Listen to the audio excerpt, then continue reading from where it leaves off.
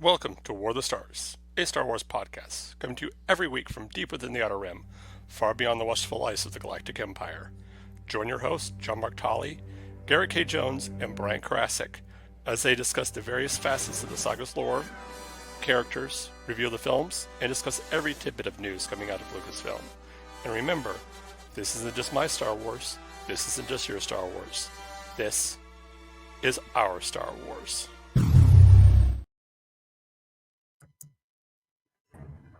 That is right. It is indeed our Star Wars. Welcome back to another edition of War of the Stars. With me, Mark Tolley, of course. Garrett K. Jones. Brian is currently falling down an exhaust shaft somewhere. Hopefully he will land here. Those exhaust shafts are just so deep and so long. You never know where you're going to end up. Yeah, so many jokes we could do with that. Somehow Brian returned. I know. Well, chances are what will happen is he'll probably pop in halfway through the episode like you did last week. Yes. And then he'll rotate. Next week it'll be me. Yeah. That should be that should be the ongoing joke. Just someone just pops in rant. Yes, sir. Oh, wow. So today, this week, we're going to be talking about, because for the last few months we've been doing our a monthly review of each of the films in the franchise. We started with The Phantom Menace. Last month, at the end of January, we covered Empire Strikes Back, which is by far and wide the best movie in the franchise. Everybody knows this. There's no argumentation there. Oh, no rebuttals? Okay, good. That means I'm right. And this month we're covering Review of the Jedi, or Return of the Jedi. Yes, indeed. The actual best movie in the franchise. Well, I don't know. I mean, I don't seem to recall any Ewoks in Empire Strikes Back. Killer monster snow beasts, yes. Cannibalistic teddy bears, not so much. Anyway, yeah, we're talking about Return of the Jedi. But before we jump into that, as of the day of this recording, we're recording this on Monday, 2 days before it goes to premiere. And today, the teaser trailer for Andor Season 2 has popped up on YouTube. And so we thought it fitting to watch it. Of course, we're going to be pausing it so we don't get dinged by the YouTube censors for any kind of copyright claims. But we're going to watch through it, and we're going to give our 2 cents about Andor Season 2. Yes. So any predictions, John? I don't know. I can't really think of it. I mean, I'm wondering if this is going to be more spy thriller than even the first one was.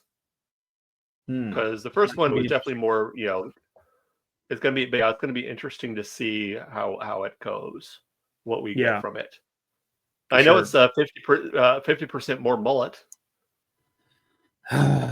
We don't talk about the mullet. We don't talk about the mullet. We don't want to talk about the mullet. All right, so I've got it queued up here. Right. And now we do get a date of when it's going to be streaming on Disney Plus. That's going to be April 22nd, so in just a couple of months, which is going to be great, just in time for Star Wars Day. It's going to be pre-Star Wars Day. But even better, we've got how they're going to slate the episodes. So we'll talk more about that after we get done reviewing. All right. You ready? I'm ready.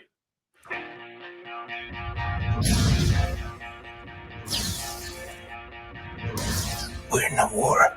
You want to fight? Or you want to win? Okay, I want to back up here just a moment. Like, first of all, this sounds really epic with the music playing in the background. Mm-hmm. Like, it feels like we're gonna start listening to some AC/DC track. Am I misreading that? Yeah, I can see. Yeah. Because this is like I like the music. It's getting energetic. But that village or that city that he was walking through, did it look familiar to you? I have to watch it again. Hold on, let me back up. Here. Does that look familiar to you? Yeah.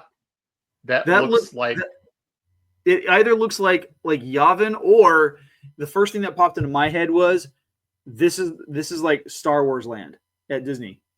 oh That's what it yeah. feels like. Batu, is that what it's called? Yeah. Am I wrong in that? I could see. I mean, I maybe that would be interesting if that's what it is. Yeah, that's kind of a weird thing. But Yeah. anyway, so let's keep going. Yeah.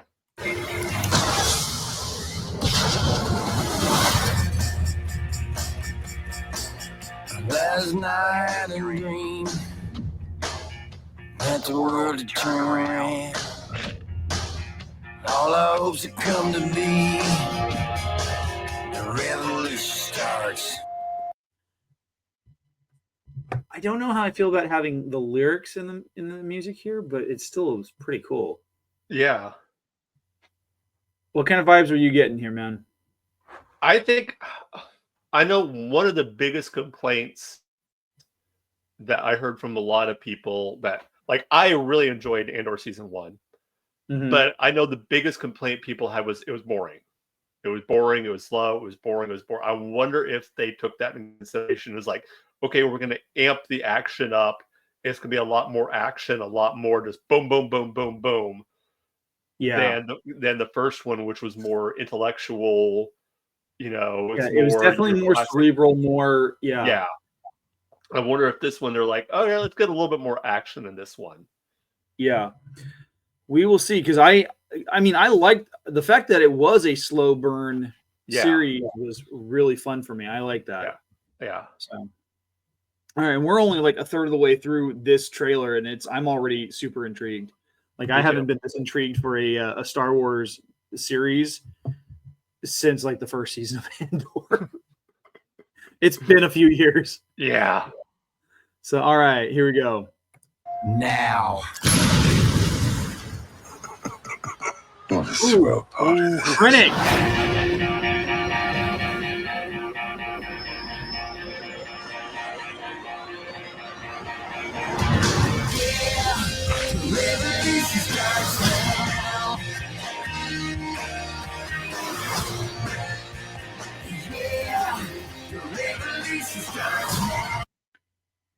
Okay. I'm excited now because it's got Krennic in it. Yes. and oh man, this is gonna be fun. This is gonna be a lot of fun. It looks like they're having a good time just performing these characters again. Yeah. Oh man, I really wish Brian were here to watch this with us. And the fact that we even saw, not only do we see Krennic, but we've seen what's his name?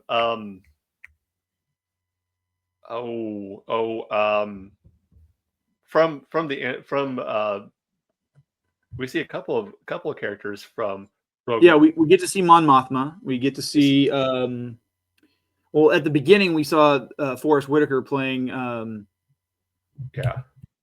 playing his character, but that may have just been like stock footage from the first season or from Rogue One. Yeah. So, but it's going to be interesting to see how this plays out. Let's finish this up. All right, let's do it.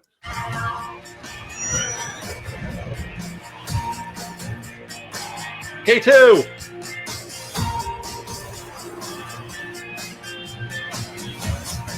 Oh, that guy's back. Oh, remember this moment. You're here, you're right here, and you're ready to fight.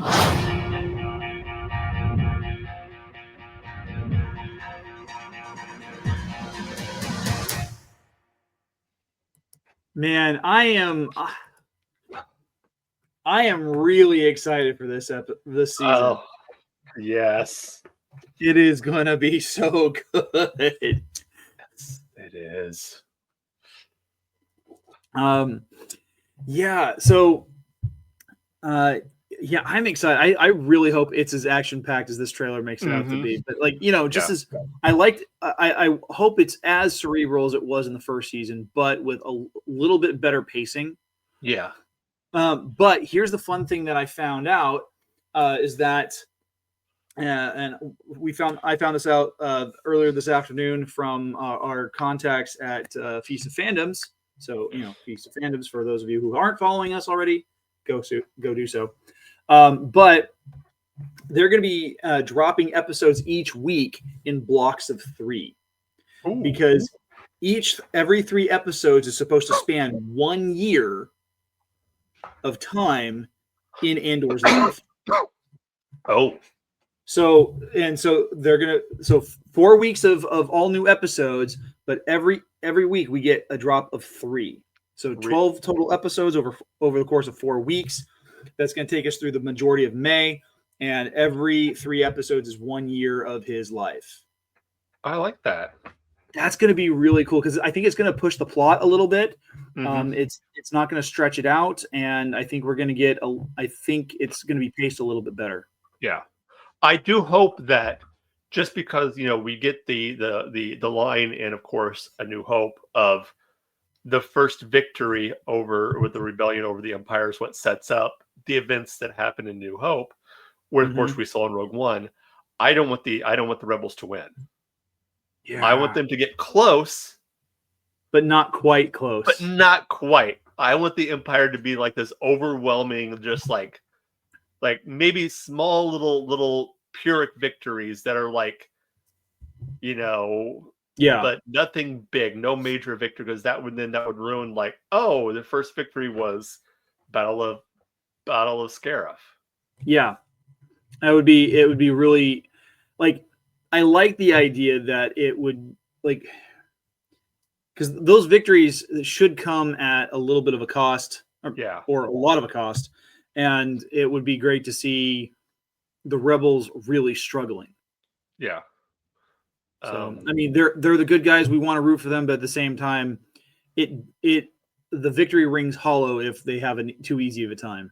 Yeah, maybe we'll see the rebels finally getting the X-wings. We'll see how that would be an interesting mission if they do it based on they had a lot of X-wings in this one. They did. I wonder if we'll see I wonder if they'll go back to the legends of how the rebels got the X-wings. That would be cool to see. Basically turning traitor and then giving the plans to the rebels. Yes. Or if we'll see the Mon Cal join the rebellion and bring their fleet in. Well, the Mon Cal don't really bring their fleet in until after the events of A New Hope. And Empire Strikes Back. That was because it was the Battle of Yavin was what really showed that the rebels could possibly defeat the Empire, and then the Mon Cal start bringing their fleet in, which leads us into Return of the Jedi, because we got a lot of fleet battles in that one. We do so many fleet battles. Well, one fleet battle, but one awesome fleet battle. Yes, probably one of the biggest battle sequences in cinema history when it comes to space battles. Up at that point. So let's just kind of break down the story for those of you who have been sitting under a rock for the last 42 years. Empire Strikes Back kind of picks up where Did I say Empire Strikes Back? Return of the Jedi picks up after Empire Strikes Back by about something like a year. There's a bit of a time jump, and it picks up with Vader arriving at a newly constructed or partially constructed Death Star to get everything back on schedule with the construction. And he warns that the Emperor is going to be coming and arriving and inspecting everything himself in person, which terrifies everybody on board. Then we get a nice little cut to C-3PO and R2-D2, everybody's favorite droids, traversing the terrain of Tatooine as they're heading towards Jabba's palace. They are there as emissaries of Luke Skywalker. And basically, Luke says, hey, I'm going to give you these droids as a nice gift. Please give me back Han Solo. Of course, R2 is in on it. He knows, but 3PO's, wait, what? There must be some mistake. Oh my gosh. And it goes horribly wrong. They're embedded, but that's the whole point. And then Lando's already there. He's embedded. And then this other bounty hunter called Boosh shows up. This Ubesian bounty hunter shows up with a Wookiee in tow. And this Wookiee just happens to be Chewbacca. Because apparently there's a bounty on Chewbacca's head as well. And Jabba would like to pay for it. And he's going to pay for it, as we'll see shortly. But turns out that Boosh is actually not Ubesian. Boosh is a very, very lovely human female known as Leia Organa. And she is there to rescue Han. And she does, only she gets captured too. Yes. And given the best costume in all of cinema history. Yes. At least that's my opinion. Yeah. And the opinion of like several other thousands of people who are fans of the franchise. Yes. From there, we get Luke literally just walking right into Jabba's palace, like a boss, demanding the release of all of his friends or the death of Jabba, whichever comes first. And this gets him dropped into a Rancor pit. He kills the Rancor by the sheer skin of his teeth. And then everything goes belly up for Jabba and his cronies. Yeah. Smash cut to. Oh, go ahead. Go ahead. Go ahead. No, you go ahead. I was going to say, I mean, as we're kind of going through, kind of reviewing the movie. What did you think the first time you saw the green lightsaber? Like, I thought it was up to that point we'd only seen blue and red, right, and then suddenly here comes Luke with a green lightsaber. It's just like, holy crap! They can come in more than one color. Yeah, like I thought it was epic, because green's always been one of my favorite colors, and the fact that he has this new green lightsaber, like, it made sense from a storytelling perspective. He needed a new lightsaber.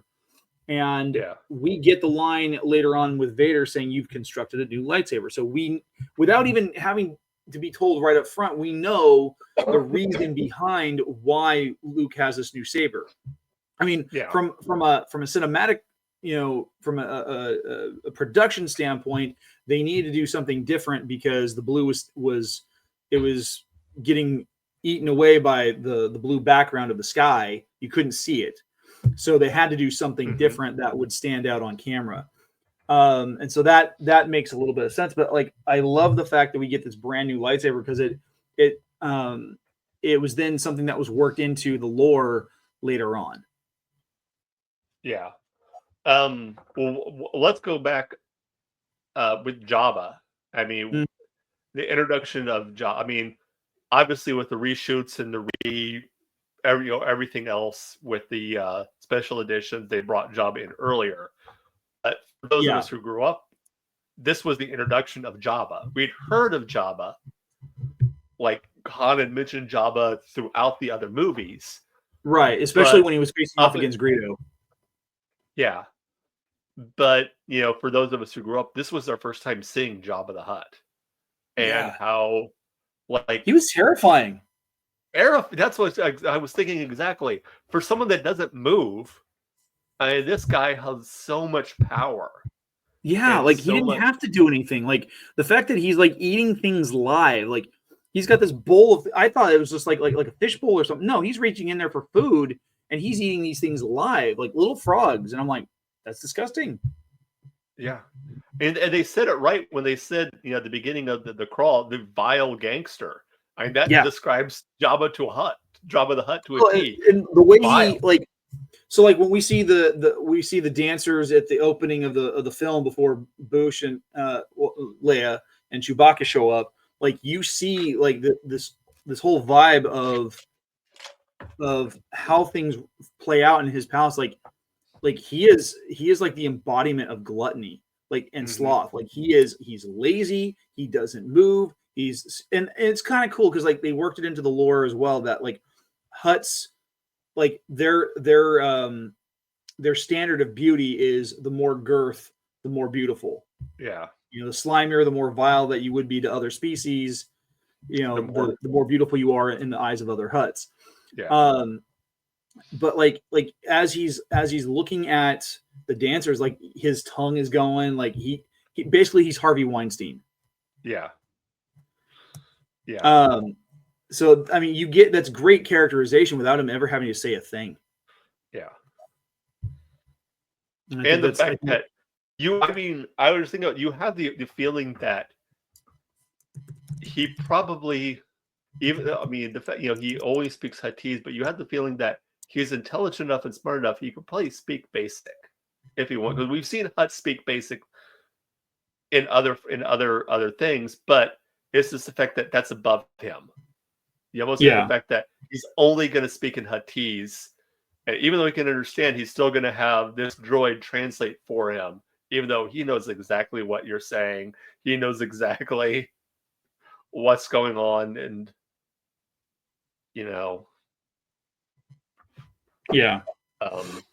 and so like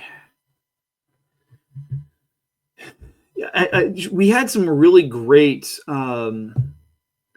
cinematography in these scenes. Like Jabba's palace is dark, it's gloomy, it's a place full of torture and pain and harshness.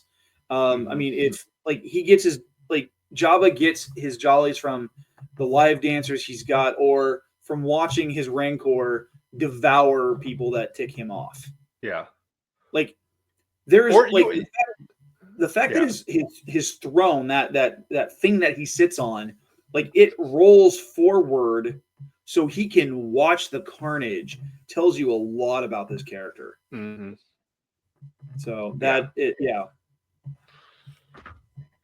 and so then after Jabba gets destroyed, we see we see everybody on this friends list, parting ways. Han and Leia and Chewie and the droids, with the exception of R2, they all go back to the fleet and connect up with the rebels. And then, because this apparently was not a sanctioned mission. This was them doing their own thing. And then Luke goes back to Dagobah to finish his training with Yoda, because he needed to keep that promise. And R2 goes with him, and he's there just in time to see Yoda die. Yeah, I know. The space frog hopped up on ketamine, finally calmed down. So you get definitely some character. You get the what we kind of already found out in the last movie, Empire. You get confirmation of that Vader is indeed Anakin Skywalker, right, and that his father did die from a certain point of view. From a certain point of view. But I think that's really I think it was really neat that we got the backstory of Anakin and how he had been friends with Ben Kenobi, and how, because it leaves the question of how did he turn to the dark side? Why did he turn to the dark side? But I think having those questions left unanswered, I think would have been a stronger stance for Vader. Like, I mean, obviously the prequels for the most part do a great job of telling Anakin's rise into the Jedi and then his fall to the dark side pretty well, but it really wasn't a necessary. Like, they could have done other stories to set up Yoda as and having him be the primary hero alongside his apprentice Obi-Wan and the rise of the Emperor. I think that would have been a much stronger story. But I mean, regardless, I mean, we have the story that we have. It's good, but I like how, like, when you overplay elements of Kenobi's speech to Luke about Anakin with those clips from the prequels, Yeah. it really highlights just how the character development was, how good it was Yeah. between the prequels and the original trilogy. Yeah. Yeah. And of course, you also get the other news is that there's more than one Skywalker. Yes. Leia. And yeah, Leia is that other Skywalker, and we don't get much else from that until later on. Yeah. When Luke and Leia have a conversation. But and we kind of touched on some of that conversation last week when we were talking about unanswered questions, like why Leia was able to remember her mom, but Luke wasn't, even though they were both infants when she died. Right. Which is just might be bad retconning. Who knows? Yeah. I think. But but not only that, we get a really cool sequence on Endor where we're introduced to this new environment that we've never seen before. Because like in the past, we've seen Tatooine, so we get to see like your traditional desert. We got to see, we got a little bit of time on Yavin, but not a whole lot. So kind of jungle. Kind of a jungle forested area. We got the Death Star, which very stark, very sterile, very militaristic, very, very modern. Yeah. And then we got in the second movie, we got Cloud City. Hoth, yeah, ice. We got Cloud City. And then the only other real environment we got was in space. We get to see more of what the dangers of the galaxy are beyond just, interplanetary travel and dealing with ship to ship combat. And then with Return of the Jedi, we're back on Tatooine. We go back to Dagobah. Oh, Dagobah was another physical environment that we go to where we get the swamp.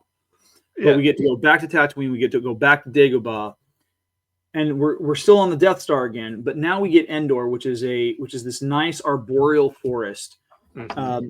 And I've actually been to that forest.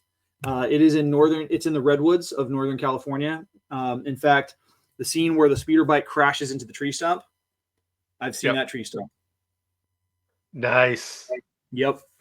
Nice. So I've been to Endor. You're lucky.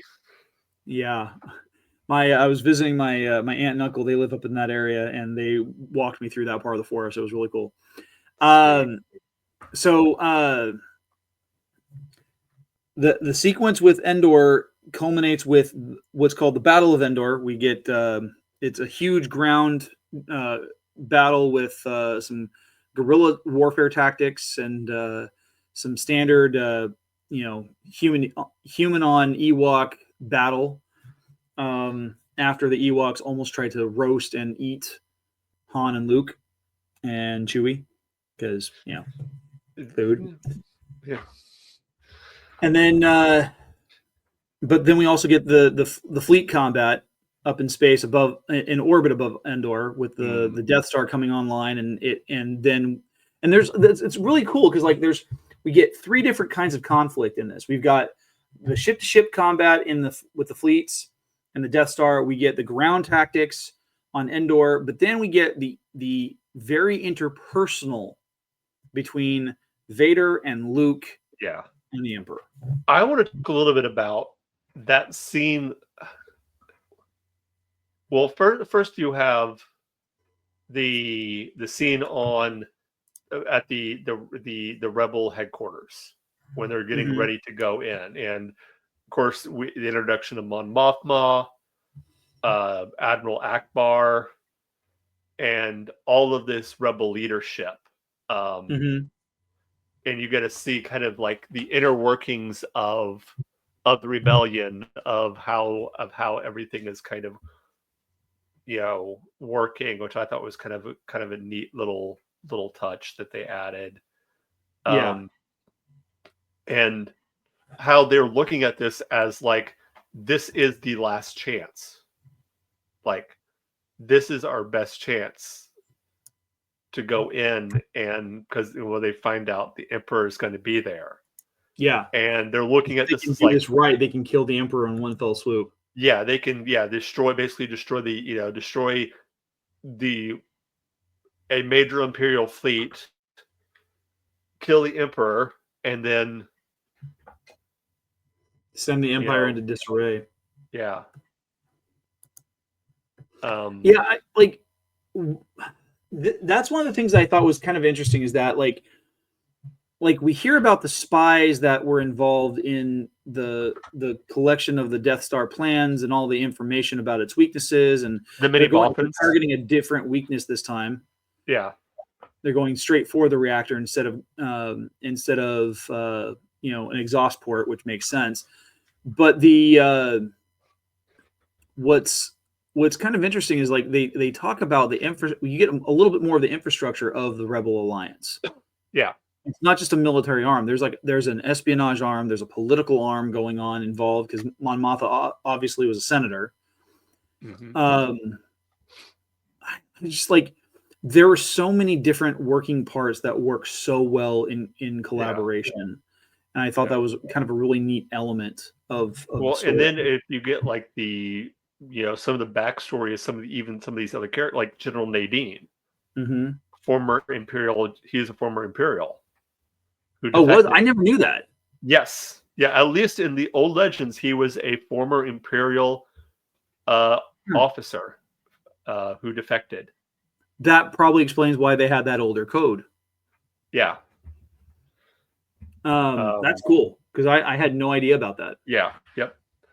Now, I don't know if they've changed that when the new canon, but at least in the old canon, yes. He was a former Imperial officer. Who went over to the rebellion. Now I want to look at that up. General Madine.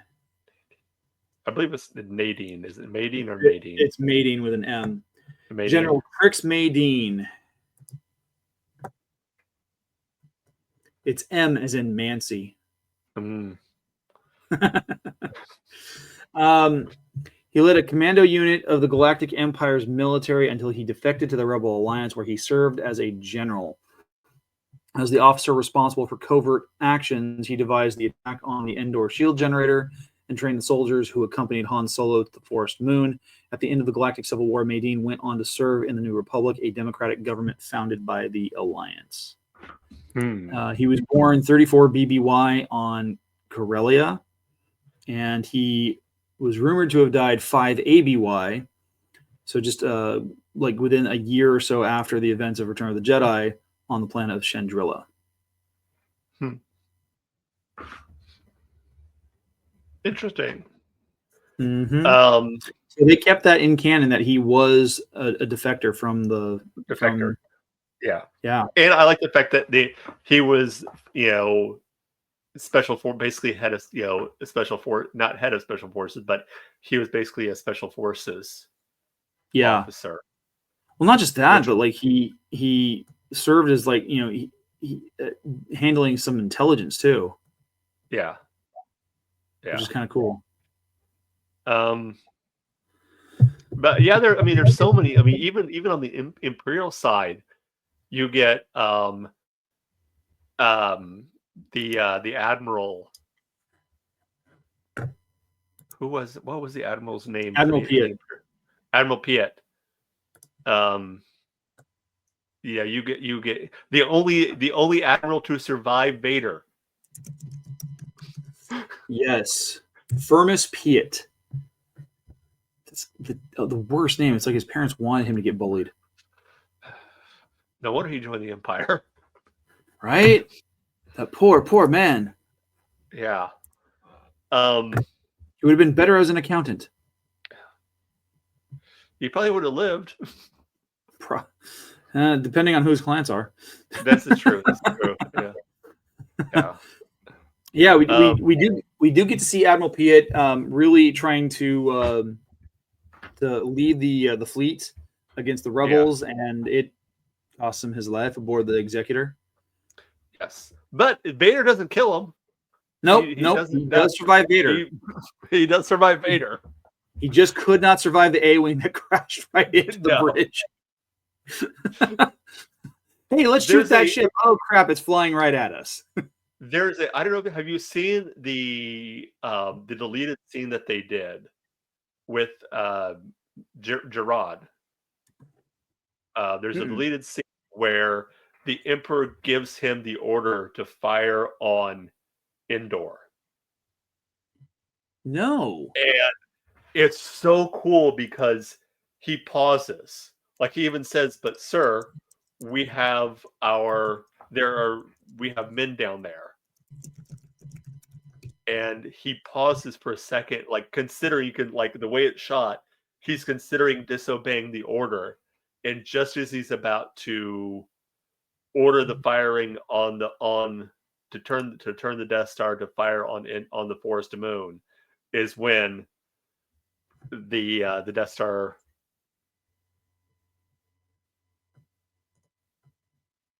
That's there's a that would be very that would have been a cool scene to keep in. I'm sure they probably what they probably did is they cut it for just for the sake of time. Yeah.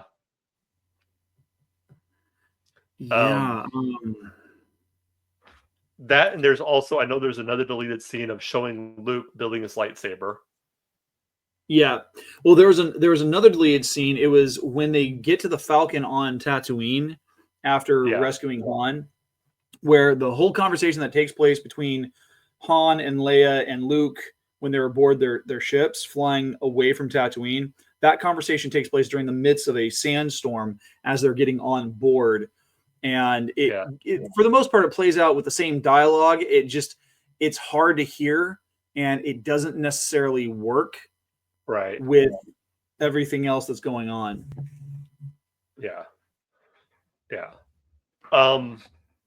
Speaking of dialogue, great dialogue, and we're kind of jumping all over the place, but I love the dialogue between Luke and Vader when Luke turns himself in.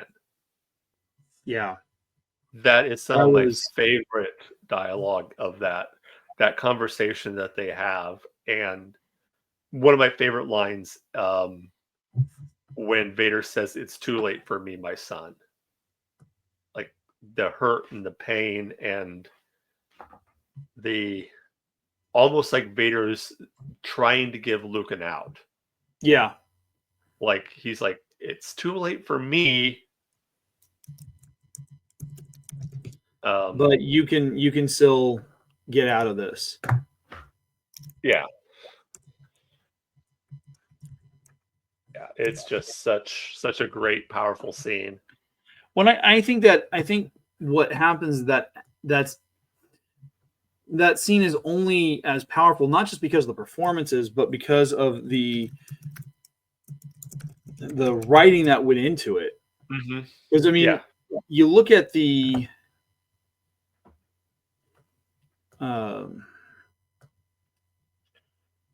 the film itself and who was involved in the production of it. I mean, you've got Richard Marquand, who directed it, who's a very good director, by the way. You had Lawrence Kasdan and George Lucas, who, I mean, obviously the story was from George Lucas, but Lawrence Kasdan really helped with the script and getting that taken care of. But then you have all these great performances from, I mean, Mark Hamill does a great job in, like, he's not, like, obviously he's this conflicted hero because he has an opportunity to, exercise incredible power, but he chooses not to.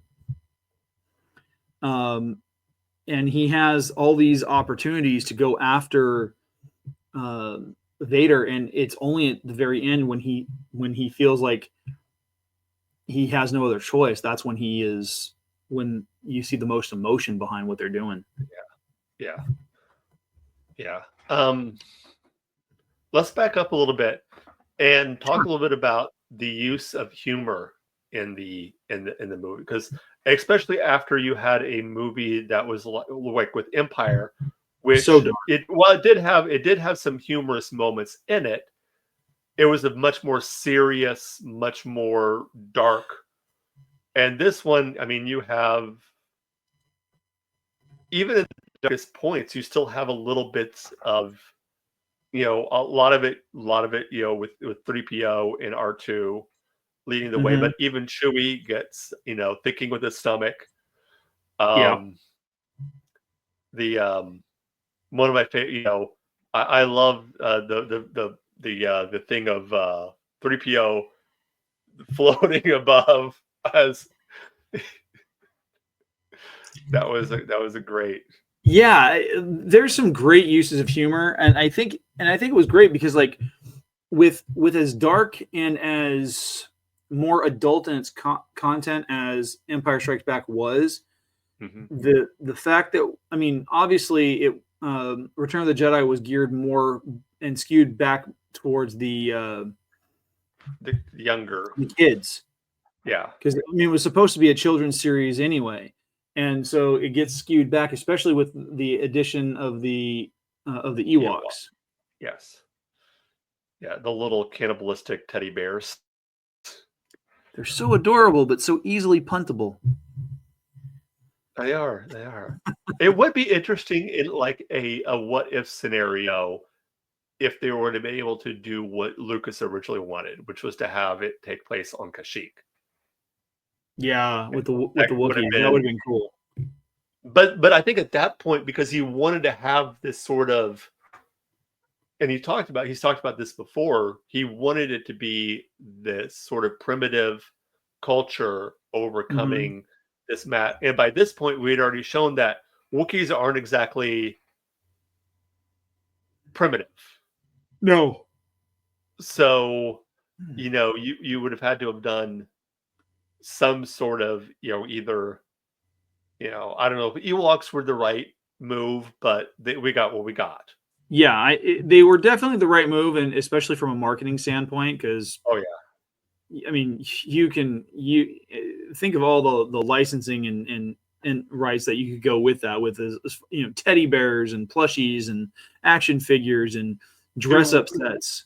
to quote another small green character from another franchise, merchandising. Exactly, merchandising. Yeah, we had like the like I can't remember if it was something that Brian was talking about or if it was something I actually saw on YouTube or what, but like there are some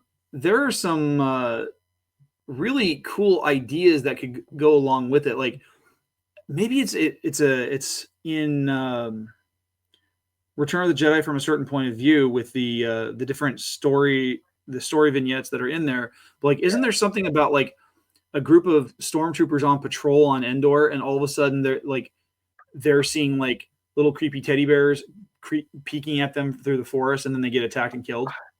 I don't remember. Like that feels It's really been a while since familiar. maybe.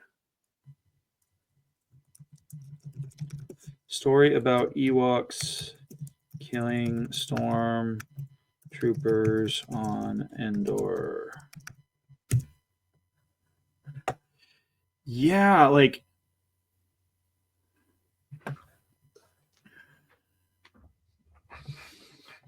it's like it feels like there would be something really, really like terrifying about that, and I don't know why. Yeah. We also get this. We get our first introduction. No, we did see the ATSTs in Hoth, didn't we? Yes, we did I on always saw during the that AT Battle of Hoth. I always saw the AT-ATs, but I didn't know if we saw the but they really seem to really be more of a presence in the Battle of Endor, to varying success. Yes. They're kind of treated almost as a joke in many ways. Of they're not very stable. They kind of flop around, and yeah, they don't really get their due of how, what they can do until later on in The Mandalorian. Right. But that's a discussion for another day. I found this for you. Oh, nice. How epic is that? That is so cool. That Stormtrooper is so screwed. Like, he's gonna get clubbed across the head. He's gonna get speared through the chest, and he's getting tripped from behind. He is in so much trouble. I can almost hear the regular guy. I bet you're wondering how I ended up in this situation. Yes.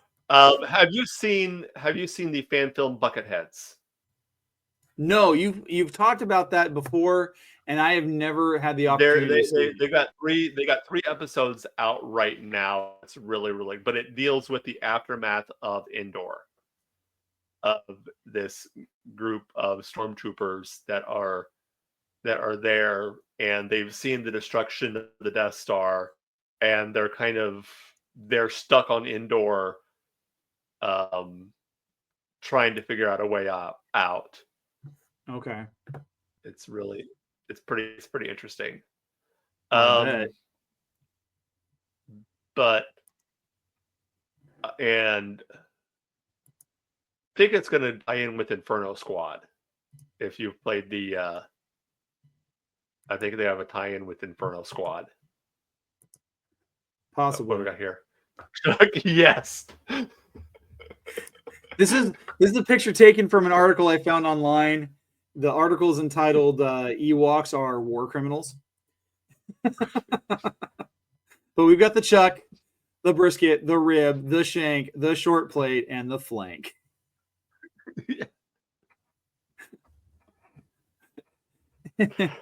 And of course, this is coming from that from the article. Ewoks are war criminals.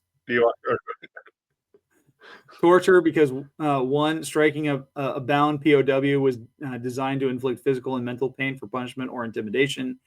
2, imprisoned stormtroopers forced to watch their fellow service members stripped and cooked alive over an open fire would cause mental suffering. 2, cooking POWs is cruel or inhuman treatment for the infliction of serious physical and mental suffering. The act of killing stormtrooper POWs for dinner is murder. Cooking stormtroopers would be mutilating and maiming. And 5, slow roasting stormtroopers on a rotisserie would intentionally cause serious bodily harm to the prisoners of war. I don't know how applicable U.S. law regarding or international law regarding POWs is to space operas and the battles that ensue, but wow, we just turned into some dark territory. We did. You're welcome. You're welcome, Internet. If we have to see it, you get to as well. Let's talk a little bit about the epic duel between Vader and Luke on the Death Star. This isn't just like your any epic duel. This is oh man, like in the first. So like we have 3 major duels throughout the original trilogy. We have Obi-Wan versus Darth Vader, right, which is for the soul of Luke Skywalker, and trying to give him a little bit of extra time to escape the Death Star. Then we get the first actual confrontation between Vader and Luke on Cloud City. And it goes horribly wrong because part of Luke was trying to get back at Vader for killing Obi-Wan. You can see that in the way he's fighting. He's not giving into the anger, but you can tell that that's one of the things that's driving him. Yeah. But then Vader at that point isn't trying to kill Luke. No. He's trying to weaken him, trying to turn him, trying to demoralize him, but not to. He doesn't want to kill him. No. The only thing he does is he maims him by literally disarming him. Yes. But then we get this battle in the Emperor's throne room. They're in basically the heart of darkness, And this is the opportunity where we get to see Luke's real colors. Is he going to turn to the dark side? Is he going to give in to all that anger that's been simmering beneath the surface from the betrayals and from the loss and the grief and all that? Or is he going to remain the Jedi that he wants to be? Mm-hmm. And ultimately, and I think that was kind of cool because we see that he's wearing black through most of the film. Like, in fact, if you watch the progression of the way that Luke dresses through the majority of the franchise, he starts off wearing all white in A New Hope. He wears more grays especially when he's training on Dagobah, which is a dark side leaning planet. And so he's kind of in between that intermediate level. And then through most of Return of the Jedi, he's wearing all black. Yeah. And it's only at the very end when he unclips the corner of his vest where you see the interior is white that we know exactly which side he turned to. Yeah. Yeah. But no, that fight and the internal turmoil that's going on, not just with Vader, but with Luke. Yeah. And you see that line where Luke is hiding and Vader's taunting him and brings up his sister, brings up Leia. And I love that slow burn. Like the first few strikes between the lightsabers are just they're epic. And then Vader tries to go for that kill shot by smashing the gangway. And Luke goes tumbling and he goes into hiding and he keeps himself, he's trying to calm himself, keeping himself from losing control. And you get that slow burn throughout the entire confrontation. Like, because the confrontation starts from the moment Luke encounters Vader on Endor, all the way through to the point that he is brought before the Emperor. And it is just so beautifully crafted. The use of dark shadows and hard contrasting light to really set the tone for what they're doing is because going back to the lighting on the other previous lightsaber battles, like you get to you look at the one between Kenobi and Vader, it's well lit. You can see everybody. But then you look at the fight between Luke and Vader on Cloud City, and they're backlit. They're shadowed. There's very low lighting. The only light that source is coming from is either from the floor with the orange ambience or from the lightsaber blades themselves. And it's not until later on where they're in those maintenance tunnels that things really start lighting up, and you can see just how bad of a predicament it really is. Yeah. And then in this one, there's so much darkness that all you see is the blades and how it illuminates their bodies and the way that they move. Exactly. And we haven't talked about obviously Brian's not here, but Ian McDermott as the Emperor. Yeah, dude, terrifying. I was actually watching a quick little blurb with him. He was talking about how he got the role, and he was actually the second choice. He was in his late 30s at the time when he got the role, and the reason why he got the role is because he could apply the contact lenses, and the original actor that they hired could not. Oh, so. I mean, I love it. I dig it. Yeah, it was an awesome casting choice for that. I didn't realize he was that young. Yeah, because he was in his late 30s, maybe early 40s at the time, and he got that role. And it, like, I don't know what else he did between 1983 and 1999 when the Phantom Menace came out, but he had a really strong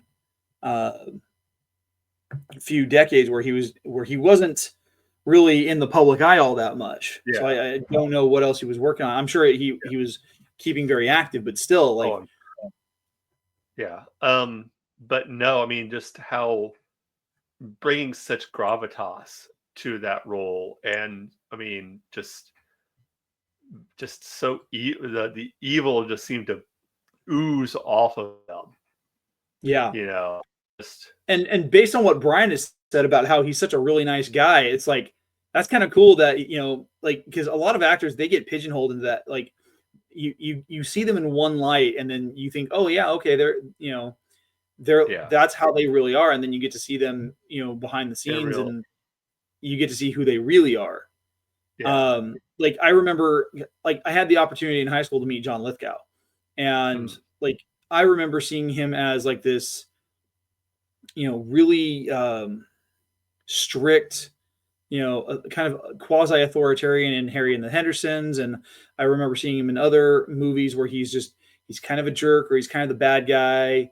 And then obviously, and this is before Shrek came out where he's playing Lord Farquaad. But like, I got to go see a taping of Third Rock from the Sun, and he was a really like genuinely nice guy. Like it was kind of intimidating to talk with him, but he was super cool, really kind, really like just energetic and genuinely wanted to have conversations with people. Oh yeah. Yeah. So like seeing how McDermott was on screen as Palpatine and hearing what Brian has had to say about him is really kind of neat. Yeah. But no, like the just how he as Palpatine, he tried to manipulate Luke and tried to, where he say, your friends, what was the line? Your friends on the Endor moon are quite dead. Like just trying to get into him, and it's really just messing with his mind. Yeah, and with Vader's too, because it was basically it's like, all right, Vader, this is it. It's either him or you. This is one of y'all's going to be my apprentice. Yeah, but I mean, you could also see like when Vader or when Palpatine tells Luke to strike his father down. Yeah. Like and take Vader's place. Like you see that look in Vader's eyes. Like he has seen this speech before. And then we get that same speech at the beginning of Revenge of the Sith, where Palpatine instructs Anakin to kill Dooku. Like we have seen this before, and it's like the parallels. I mean, it's like poetry. It rhymes. I've heard that before. Yeah, from a certain point of view. Exactly. What else is there to say about Return of the Jedi? I mean, it's a genuinely great movie. And it does. I do have to say, my favorite line in that is at after Luke is cut off the arm of Vader, and he's looking down, and then the Palpatine said, "Take your father's place at my side," and that great line of, "I am a Jedi, like my father before me." Just the way he kind of tilts his head towards Vader. I'm like, oh, loyalty, man, loyalty. Yes. I'm like, Luke has never looked more, pardon the expression, badass. Yeah. Just yes, he gets electrocuted after that by the Emperor, but it's just a scratch. Just a scratch. It's just a scratch. Yeah. I don't like that they added the no with Vader, and then I don't either. That was like, no, we don't need that. No, we do not. But and obviously things didn't turn out quite the way. But I mean, for me, if that had been the end of the Star Wars saga, that would have been a fitting end. I think so too. I mean, the good guys win. The Emperor's killed. Vader made Anakin at this point did the ultimate sacrifice for his son and for the light side. And he finally brought balance to the Force. The ultimate redemption story. And the Jedi returned. Yep. In more ways than one. Yes, they did. You had the return of the Order with Luke leading the New Order, and you had the return of the Chosen Vader as a Jedi. Anakin as a Jedi, yeah. Yeah. Yeah, this was for me, I mean, this was the first Star Wars movie I ever got to see in theaters. Same here. In fact, it's one of my earliest memories because I was a little over a year old when the movie came out, and I remember seeing it in a theater. I would have been about, let's see, I was born in 1977. It would have been 6. 6, yeah. And it was one of the first, like, I don't want to say adult movie, but like non-little kid, non-cartoon, non-little like rated G movie that I remember seeing in theaters. Yeah. And I distinctly remember being terrified of the Emperor. Yeah, he was scary. He was really scary. He still is. He still is. Yeah. Cool. So what are we talking about next week? Well, next week is the beginning of a new month, so we are going to be doing our lore video, our lore episode on the Mandalorians. I like what you did there.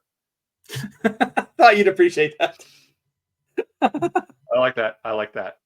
But yeah, so we're going to be talking about the Mandalorians, the lore of the Mandalorians, and hopefully Brian will be joining us. Hopefully. We've been missing him a lot lately. We have, yeah. So yeah. Mandalorians next week. It's going to be fun. I'm going to see what I can do about finding like a font that uses the Mandalorian script for our title cards and all that. That'd be fun. So cool. All right. Well, I'm going to drop Brian's information here. If you guys want to connect with Brian Karasik, he is a part of a Facebook group called the Sith Library. Just do a search on facebook.com. He also posts as Darth Carosis on that, and he also is connected on Instagram. You can find his information there as well as in the video description on our Feast of Fandoms YouTube. They do all sorts of really cool stuff about Sith lore, the dark side, dark Jedi, whatever, and a lot of other facets of Star Wars that are connected to that. As for me, you guys can find me on Instagram and X at GKJ_publishing, where I talk about my show The Right Way. It's a show on YouTube that focuses on reading recommendations, author interviews, and creative writing tips. I do live streams on there. I've been doing some shorts. I did one just this last week that completely trolled Martin Scorsese and the fact that I think mob movie fatigue is a thing. But you can also check out another show that I'm on with Feast of Fandoms called Snackame, where we eat snacks and talk anime. Nice. All right. As for us right here at War of the Stars, if you want to get a hold of us, you can do so through our email, which is warofthestars1@gmail.com. We're on Instagram at war_of_the_stars1, and on X at warofthestars1. Our YouTube channel is, of course, WOTS 77. That is the socials where you can get a hold of us. Of course, we are a proud member of Feast of Fandoms, as we mentioned earlier on. Check out Garrett, of course, on Snackame, and check out the other shows on Feast of Fandoms every week. We are, of course, every Wednesday on Feast of Fandoms. If you want to support the show, you can do so at Ko-fi.com. That's ko-fi.com/War of the Stars to support the show. Or you can go to spreadshirt.com/shop/war-of-the-stars-. That is about it. Thanks again for watching. And as always, remember, this is not just my Star Wars. This is not just your Star Wars. This is our Star Wars. Until next time, may the Force be with you.